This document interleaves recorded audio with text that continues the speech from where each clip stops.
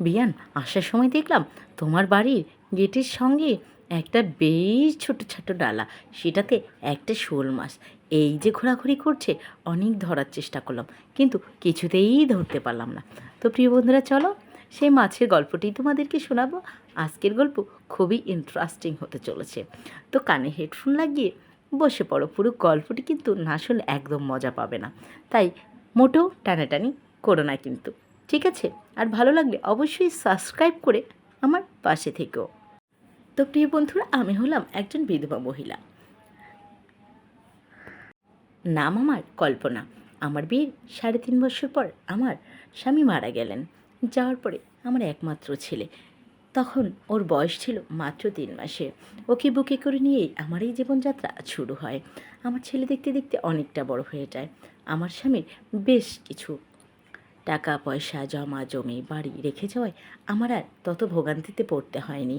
যাকে এভাবে চলছিল আমার জীবনের প্রত্যেকটা দিন। যদিও স্বামী ছিলেন না, অনেক একাকিত্বে জীবনকে এগিয়ে নিয়ে গেলাম। তারপরও ছেলেকে মানুষ করার জন্য কোনো চুল পরিমাণ ফাঁক আমি বাদ রাখিনি। তো যাক, এখন ছেলে বড় হয়েছে, লেখাপড়াও শেষ করেছেন। তারপরে আমাদের ঠিক বাড়ি থেকে অল্প কিছুটাই দূরে একটা মেয়েকে সে পছন্দ করত। মেয়েটার নাম ছিল শ্রুপিয়া। তো শ্রুপিয়া দেখতে শুনতে বেশ স্মার্ট। ও মাত্র মাস্টার্স কমপ্লিট করেছে।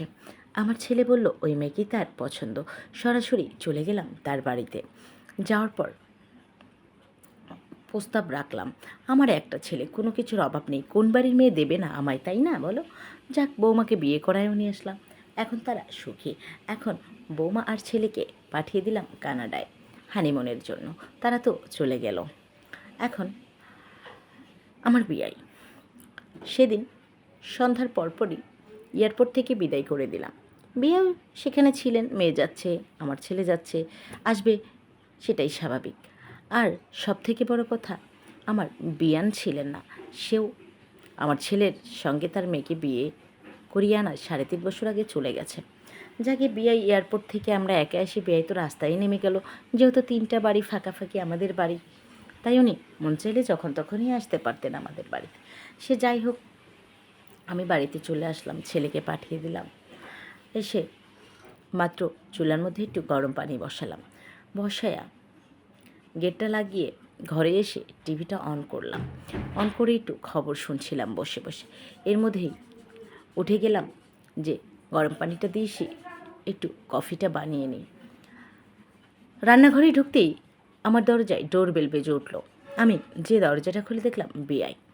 আমি বললাম, কী ব্যাপার আপনি? বলল, বিয়ান, বাড়িতে তো আপনি একা একাই আছেন, আমি ভাবলাম আপনার এখানে চলে আসি।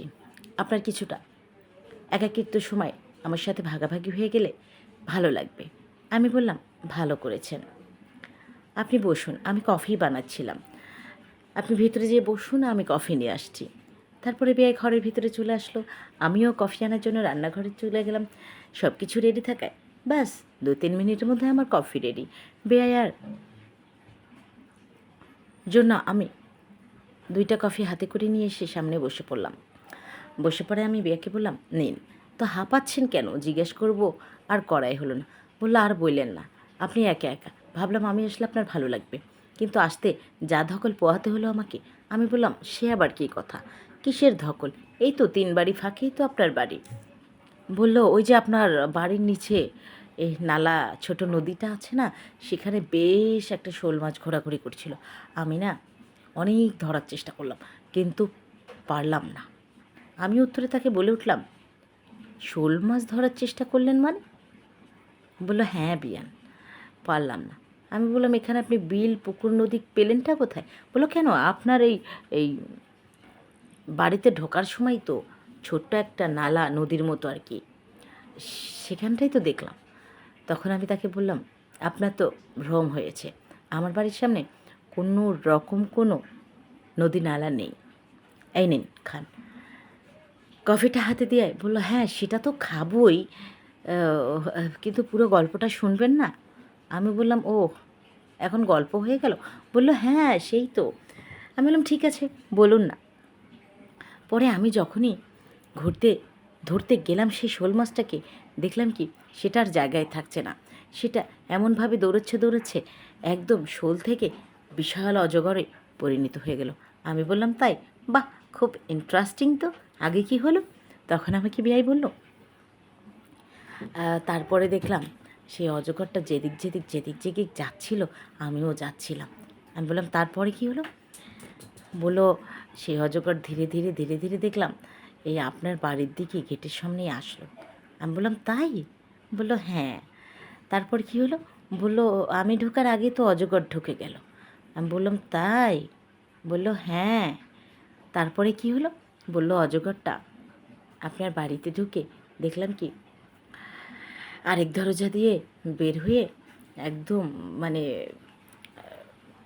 আঁকা বাঁকা পথ চলতে একদম উপরে উঠে গেল। আমি বললাম, এই উপরটা আবার কোথায়? তখন আমার বিয়াই আমাকে বললেন, ওই তো পাহাড়ের উপরে, একদম দুই সাইডে ছোট ছোট কী সুন্দর দুটো পাহাড়, সেই দিক দিয়ে যে মাথাটা বের করে দিল। হ্যাঁ, দিয়ে মানে একদম ফনা তুলেছে। আমি বললাম, ও তাই নাকি, খুবই সুন্দর তো। তারপরে কি হলো বিয়াই? বিয়াই আমাকে বললো, তারপরে আর যা হলো, আমিও একদম ওই অজগরের পিছু নিয়ে পাহাড় পর্যন্ত পৌঁছে গেলাম। তো পাহাড়ের চূড়ায় দুইটি পাহাড় নিয়ে ভাবলাম যে আজ আমি বেশ এই পাহাড়ের ওপরে বসে বসে খাবো, খেলবো, অনেক কিছু করব। আমি বললাম, বাহ, খুবই দারুণ, এবার আপনি কফিটা শেষ করেন, বাকিটা শেষ করার পরে হবে। তারপরে কফিটা খেয়ে নিলাম। কফি খাওয়া শেষে বললাম, আচ্ছা বিয়াই, এবার আপনি আমাকে বলেন, আপনি বললেন নদী, নালা, তার কোনোটাই আমার বাড়ির সামনে নেই বা আশেপাশেও নেই। আছে তো আছে, সেটা তো ড্রেন, বিভিন্ন ফ্ল্যাটের পানি পাস হবে, ময়লা পাস হবে, সে ড্রেন। এখানে নালা বা নদী নেই, এক।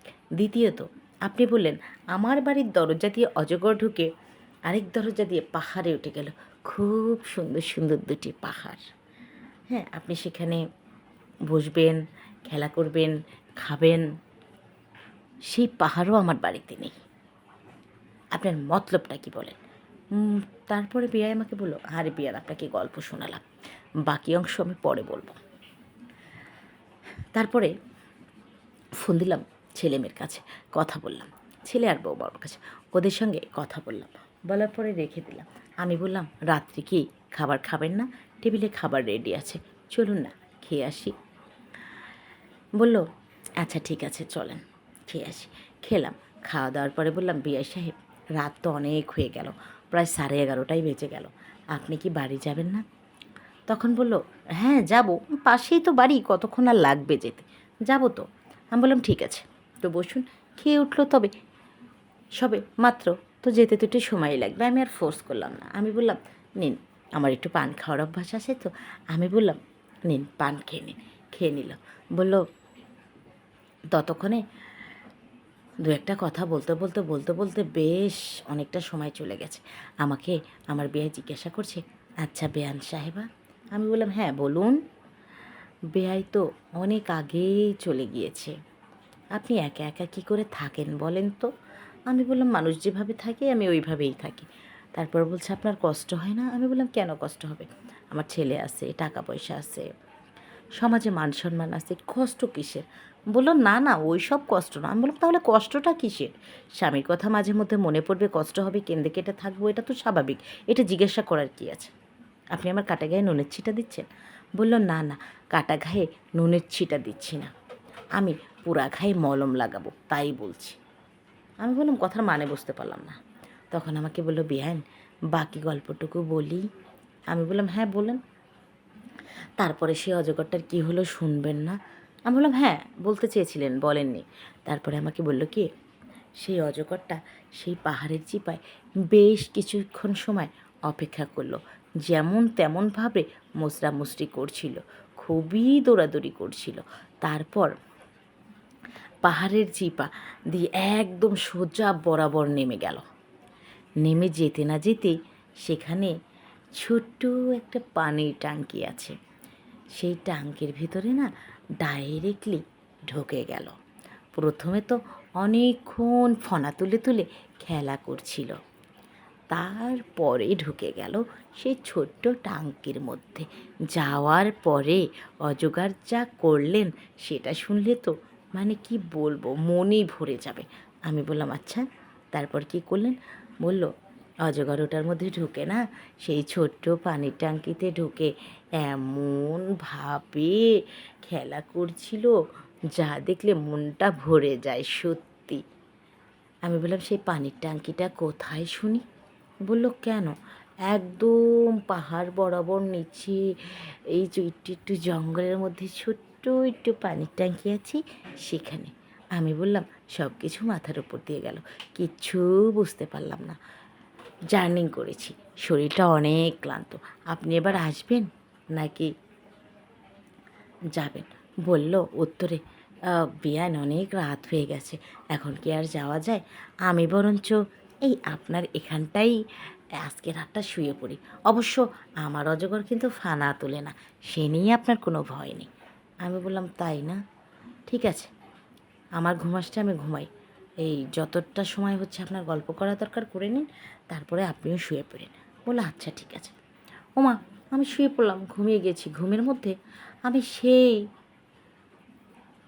জঙ্গলের ধারে ছোট্ট পানির ট্যাঙ্কি, উপরে পাহাড়, অজগর খেলা করছে, সেরকমটাই উপলব্ধি করতে পারি। তারপরে চোখ খুলে দেখি ওমা, বিয়াই তো বসিয়ে দিয়েছে সব কিছু, সে তো বাড়িতে খুব সুন্দর করে কাজ করছেন। আমি বললাম ও, আপনি না বললেন আপনার অজগর খেলা করে না? এই তো দেখছি খুব সুন্দর করে একদম গুছিয়ে গাছিয়ে মুড়ি মারিয়ে খেলা করছে। কী ব্যাপার বিয়ে, এই ছিল আপনার মনে? আপনি তো মানুষটা দেখছি খুবই খুবই মিথ্যে কথা বলেন, এটা মোটেও ঠিক নয়। বলল বিয়াই, আপনার বাড়ির কাজটা না আজকে আমিই করে দিই, দেখবেন আপনার অনেক ভালো লাগবে। আমি বললাম ঠিক আছে দেখি কিভাবে করেন আপনি বাড়ির কাজ।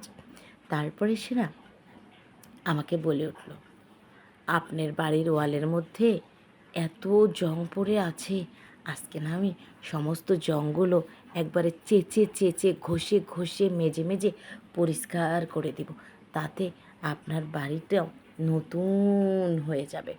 আর হ্যাঁ, বাড়িতে যত শোপিস ঝোলানো আছে, হ্যাঁ ওই তো শোপিস ঝোলানো আছে না, এই শোপিসগুলো আমি খুব সযত্নে একদম ঘষা মাজা করে করে করে করে করে করে একবারে খুব দারুণভাবে পরিচ্ছন্ন করে দেব। তারপর কিন্তু আপনি একবারে আনন্দে আনন্দ পাবেন, মানে খুশি হবেন আর কি। এত পরিচ্ছন্ন কাজ দেখলে কে না খুশি হয়। হ্যাঁ, তারপরে আমি বললাম গাছে তো উঠেই বসে আছেন, তাহলে আর দেরি কিসের, নিন না। তারপরে সে খুব সযত্নে ওয়ালগুলো মেজে মেজে এপিঠে ওপিঠে চতুর্দিক ঘুরে ঘুরে মাজতে লাগলো। আর আমি ওনার কাজে অনেকটা খুশি হয়ে গেলাম, আনন্দ পেলাম। তারপর সে ধীরে ধীরে ধীরে ধীরে খুবই সযত্নে ওয়ালের এপিঠ ওপিঠ মাজতে লাগলেন, মেজে মেজে পরিষ্কার করে একদম।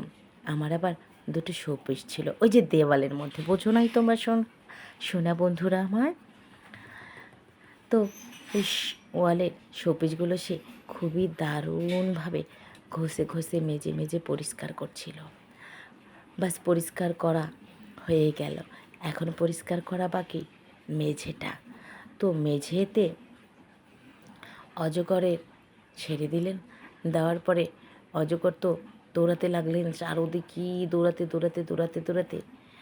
তারপরে মোটামুটি যখন ফ্লোরটা নষ্ট হয়ে গেল, মানে বুঝতে তো পেরেইছ তোমরা, তারপরে উনি খুবই সুন্দর করে সবটা মোছামাছি করে পরিষ্কার করে নিল। তো প্রিয় বন্ধুরা, মাঝে মধ্যেই আমরা বিধবা বেয়াই আর বিয়ান মিলে বাড়ির কাজগুলো দুজন মিলেমিশে খুব সুন্দরভাবে করি। তো বন্ধুরা, গল্পটি তোমাদের কাছে কেমন লাগলো? আশা করি খুবই ভালো লাগবে আজকের গল্পটি। যদি ভালো লাগে তাহলে অবশ্যই like comment share and subscribe করে আমার পাশে থেকো। আর হ্যাঁ, পাশে থাকা নোটিফিকেশন বেলটিও বাজিয়ে রেখো, যাতে করে সবার আগে নতুন গল্পটি তোমাদের কাছে পৌঁছে যায়। আজকে এই পর্যন্তই। রাত অনেক গভীর হয়ে গেছে। পরবর্তী নতুন কোনো গল্পের সাথে আবার চলে আসবো তোমাদের শোনাতে। সেই পর্যন্ত তোমরা সবাই ভালো থেকো, নিজের খেয়াল রেখো, সুস্থ থেকো। আজকে বিদায় নিচ্ছি। Bye bye and take care.